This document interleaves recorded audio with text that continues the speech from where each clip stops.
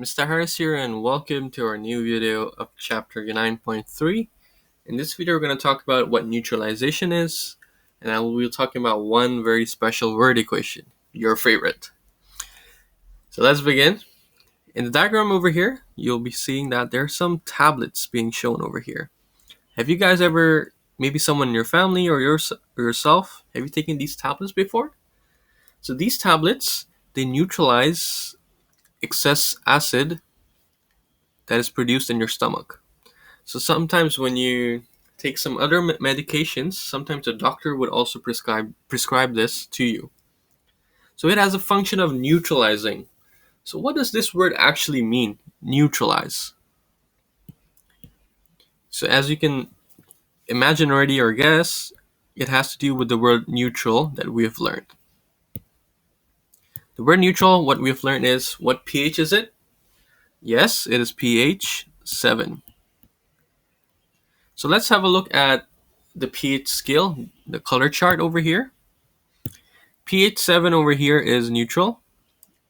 Let me go ahead and write that down. How about on the left of the pH scale? What are they considered to be? Yes, these are considered to be acids. And what about on the right? They're considered to be alkalis. So neutralization, what it is, it helps, for example, if we want to neutralize an acid, what we do is we add an alkali so that it becomes neutral. The pH would become 7. And on the other hand, if you want to do the same for an alkali, we just add an acid to make it neutral. So our goal for neutralization is to make the pH 7.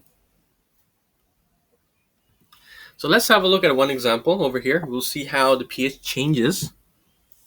We have a dilute hydrochloric acid over here, which is, by the name you would know, is an acid.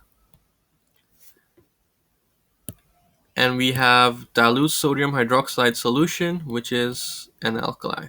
So we're going to add the alkali to the acid.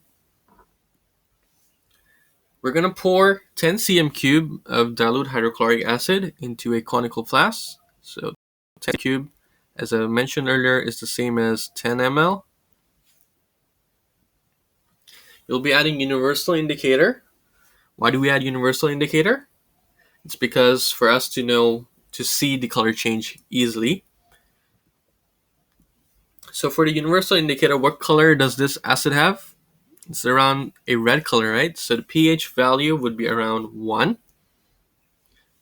So we'll record that down on our notebook or a table. Next, we'll be adding the alkali 1 cm cube at a time. So we'll be adding 1 ml to the acid. Each time we add, we need to make sure we're going to be shaking the flask gently. And afterwards, we'll be matching the color with the pH scale. And we'll record down our observations. So we'll be repeating all these steps from 1 up till 15 cm cube. All right. So let's have a look at the results. Here is the table. So on the top left corner, we have the volume of alkali added, dilute sodium hydroxide solution. In the beginning, since we didn't add anything, 0, the pH of the solution, which is the acid over here, it would be 1, right? Because we already checked that out with the pH color chart. So I'll be talking this table bit by bit, but let's read some questions first. When dilute sodium hydroxide solution is added in the beginning, the pH, so let's see in the beginning what happens. So over here, when dilute sodium hydroxide solution is being added, what happens to the pH in the beginning? Does it increase very fast? Does it decrease? What happens? It increases, but it's very slow, right? So let's write that down. So it increases slowly. All right, let's read the next question. Just before and after the solution reaches pH 7, that is becomes pH 7, what does that mean? Becomes neutral. What happens to the pH? So just before and after reaching pH 7. So let's go back. Just before and after. First, we will need to locate where is pH 7. So pH 7 is over here. So what happens before and after? So before and after. So let's just look at before. It was 9 cm cube over here, and after just adding one more, it quickly jumps, the pH jumps from pH 2 to pH 7. So let's write that observation down. The pH jumps to 7 suddenly. And how about after it reaches 7? It again jumps from pH 7 to pH 12 when we add one more cm cube. So let's also write that down. Let me use a different color.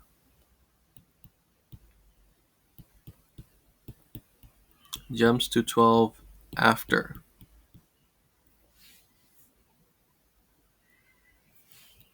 Okay, let's read the next question. When more dilute sodium hydroxide solution is added, the pH, so when more of the alkali is added, what happens to the pH? The pH generally would also increase, right? So write that down. So it would increase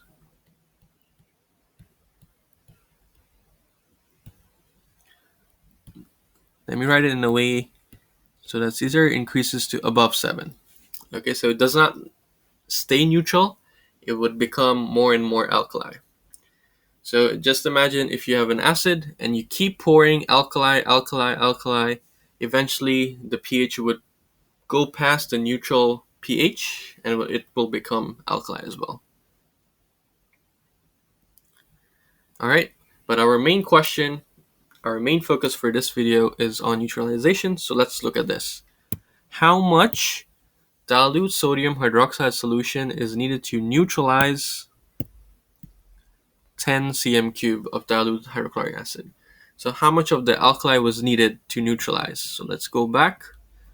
As you can see, pH 7 is over here, and we needed around 10 cm cube of alkali. So let's write that down.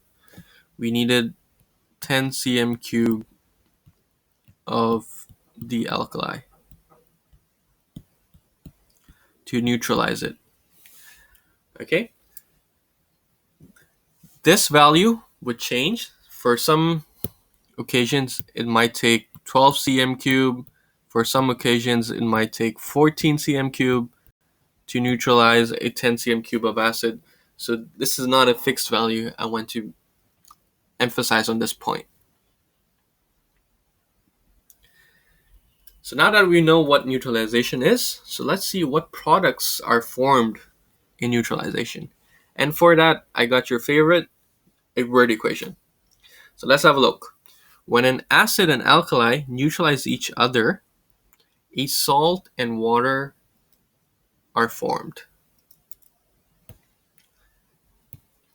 So if you recall, I've taught you before, on the left side of the equation, these are considered to be the reactants.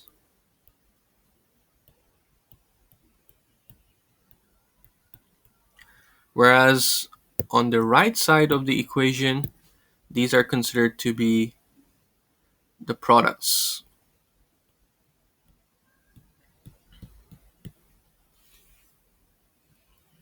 When you have an acid and alkali as the reactants and they're neutralizing, when you mix them together, they're going to neutralize. The products you get would be a salt and water being formed. Okay? So this is all that I'm going to talk about in this video. In the next video, we'll be seeing some examples of this word equation, and we'll be talking about it in details. All right, that's the end of this video. Bye for now.